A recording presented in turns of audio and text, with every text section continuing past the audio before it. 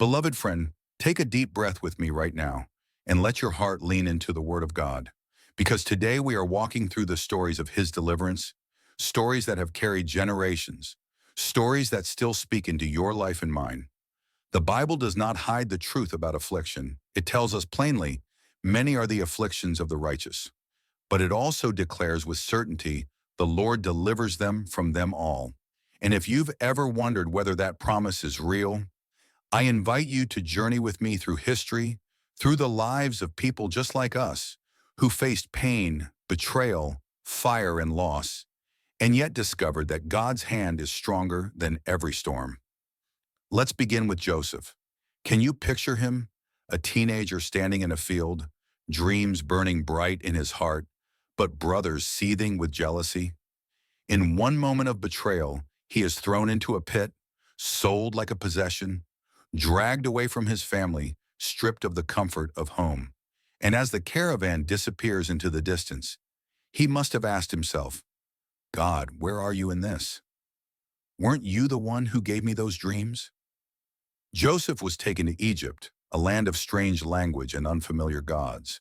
He became a servant in Potiphar's house, and even there, when he served with integrity, false accusations sent him to prison, his name slandered, his future shattered.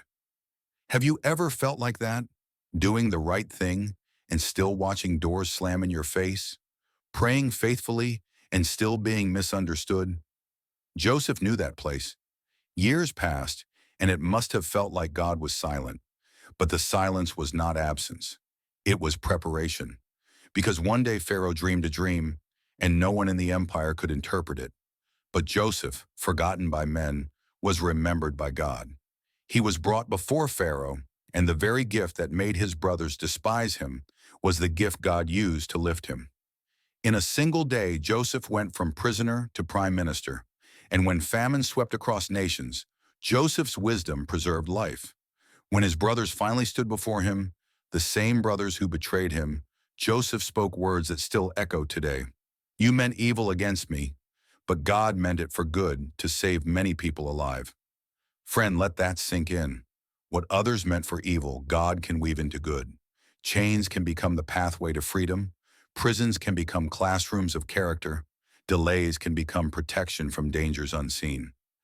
Deliverance is not just escape, it is transformation, and Joseph's story proves it. Now shift with me to Babylon, where three young men, Shadrach, Meshach, and Abednego, stood before a furnace. The king demanded worship of a golden idol. The crowd bowed, but these three stood tall, and with courage in their voices they declared, Our God is able to deliver us from this fire, but even if he does not, we will not bow to your idol. Do you hear the power in those words? Faith that trusts in God's ability and surrender that rests in God's wisdom. They were bound and thrown into flames so hot that the guards themselves perished at the door. But inside that fire, something miraculous happened. The ropes that bound them burned away, but their hair and clothing were untouched. And the king, peering into the furnace, saw not three men but four, walking freely in the fire. The fourth looked like the Son of God. Deliverance in this story was not escape before the fire. It was presence in the fire. It was companionship in the fiercest heat. It was God himself standing in the middle of flames. Friends, sometimes God parts the Red Sea, and sometimes he joins you in the furnace. Sometimes he removes the storm, and sometimes he calms your heart in the storm. Either way, he is faithful, and the fire that threatened to consume you can become the fire that sets you free. Now let us sit with Job for a moment. His story is not quick deliverance, but slow, raw, and deeply human.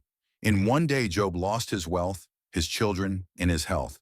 His friends accused him, his wife urged him to curse God, and his nights were filled with silence. Can you hear his cry? Why was I even born? Why has sorrow swallowed me whole? Job did not pretend to be strong. He tore his clothes, he sat in ashes, he spoke his grief honestly.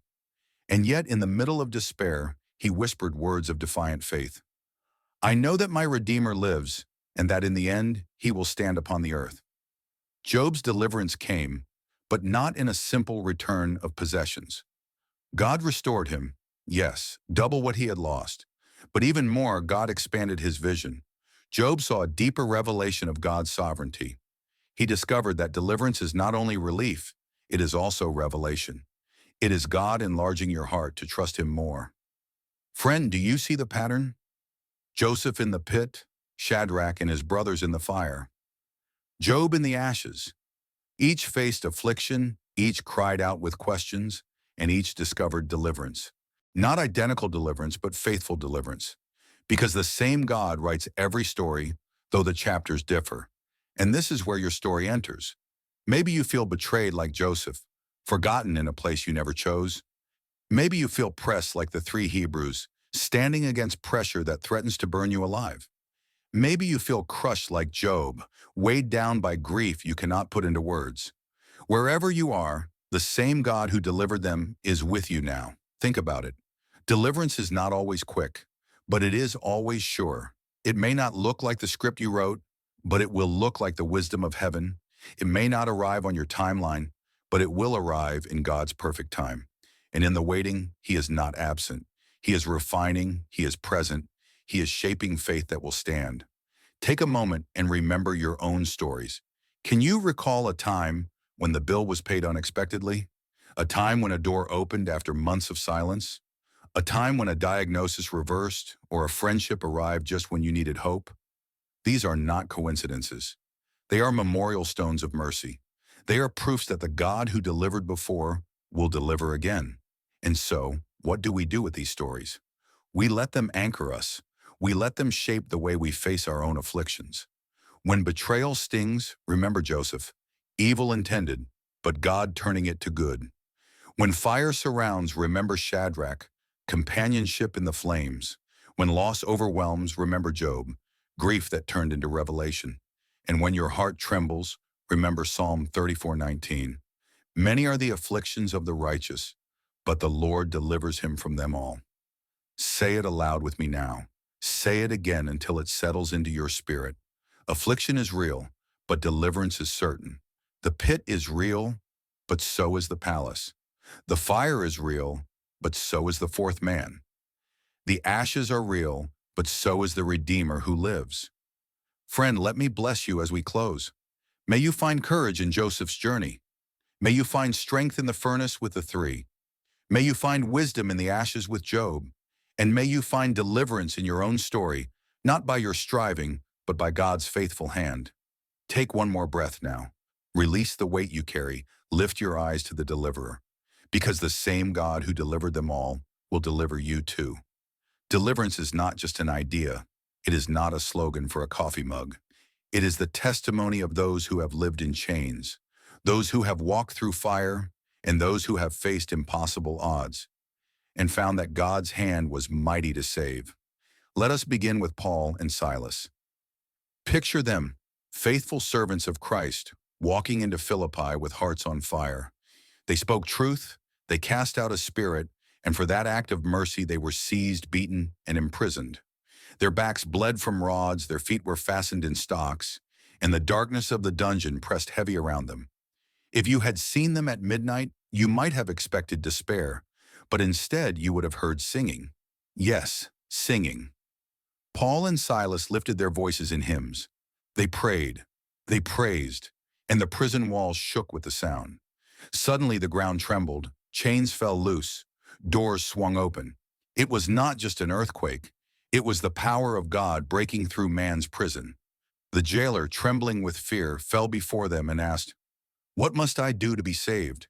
And that night he and his household believed in Christ. Friend, pause and let that image stay with you. Chains rattling to the floor, doors swinging wide in the dark. A man who once held keys, now set free by the gospel he never expected to hear. Deliverance came not only to Paul and Silas, but to an entire family because praise rose up in the night. Now let us turn to Peter. In the book of Acts, we read of him bound in prison, guarded by squads of soldiers, with execution looming at dawn. The church prayed earnestly for him, and in the dead of night an angel appeared. Light shone in the cell, chains fell from his wrists. The angel spoke simply, "Get up quickly, put on your sandals, follow me." And Peter, half asleep, thought it was a vision. They passed the guards unnoticed. The iron gate opened by itself, and they walked straight into the city's freedom. What a picture of God's deliverance! Peter had no strategy, no plan for escape, but heaven had already written one. Even locked gates yield to the hand of the Lord. Even chains that seem permanent are nothing in his presence. And the prayers of God's people were woven into the miracle that night. Have you ever been bound by something that felt immovable? A habit that chained you? A fear that guarded you like soldiers? Peter's story whispers to your soul, God's light still shines in the darkest cells. His angels still come, and his voice still calls, get up quickly, follow me. Now let's step beyond the book of Acts, into the witness of church history. Think of Polycarp, the aged bishop of Smyrna, a disciple of John, living decades after the apostles.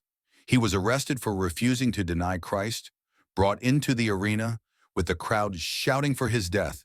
The governor urged him, swear by Caesar, curse Christ and live. And Polycarp replied, 86 years I have served him, and he has done me no wrong. How can I blaspheme my king who saved me? They threatened him with fire. They tied him to the stake. But as the flames rose, witnesses recorded something astonishing. The fire formed an arch around him, and his body was not consumed as expected. The smell was not of burning flesh, but of bread baking, of incense rising. And while he was eventually pierced with a spear, his testimony still stands centuries later. Deliverance for Polycarp was not escape from death, but courage in death. It was the peace of Christ steadying a frail man in the face of earthly power, and his words, his faith, delivered strength to the church that watched him.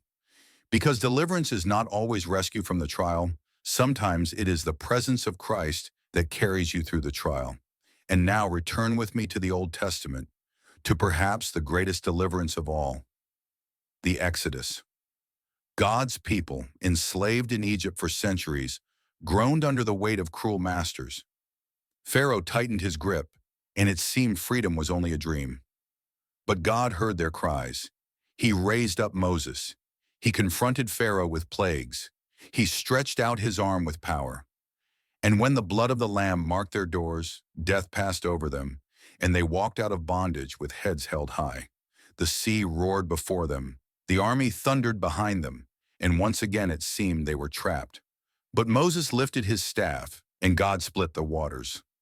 Walls of sea stood at attention, and his people walked through on dry ground.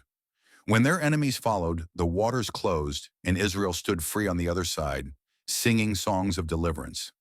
That story has been retold for thousands of years, because it is not just Israel's story, it is our story. We too were slaves to sin. We too were trapped by death. And the blood of the Lamb, Jesus Christ, marked our lives and set us free. The Red Sea parted at the cross, and we walked into resurrection life. The Exodus is history, but it is also prophecy, pointing to the greatest deliverer of all. Friend, what do these stories mean for us today? They mean that deliverance wears many faces. For Paul and Silas, it was chains broken in the night. For Peter, it was an angel opening iron gates. For Polycarp, it was courage that no flame could consume. For Israel, it was waters parting and enemies defeated. And for you, deliverance may look like healing in your body, or it may look like peace in your storm. It may look like doors opening that no man can shut, or it may look like courage to endure with hope. But in every case, it looks like God's faithfulness, because he has never abandoned his people, and he will not start with you. So let me ask you gently, what prison holds you tonight?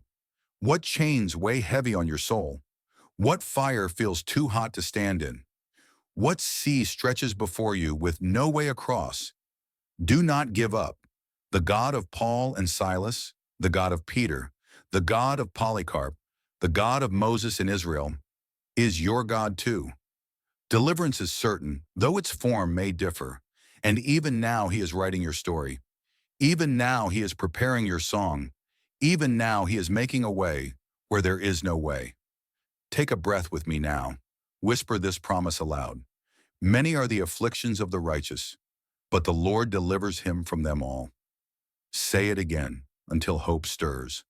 Affliction is real, but deliverance is sure. The prison is real, but so is the earthquake. The guards are real, but so is the angel. The fire is real, but so is the Son of God standing with you. The sea is real, but so is the path God opens through it. Friend, may you hold fast to this truth. God delivers in ways we cannot predict, in times we cannot control, but always in love that will not fail.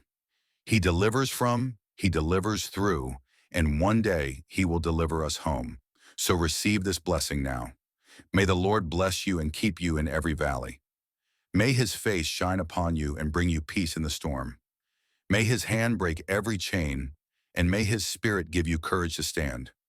And may your story become a testimony of His faithfulness, so that generations after you will know, the Lord delivers from them all. Beloved friend, if today's message has touched your heart, don't forget to subscribe to the channel so you won't miss the next part of the Bible that we will share together.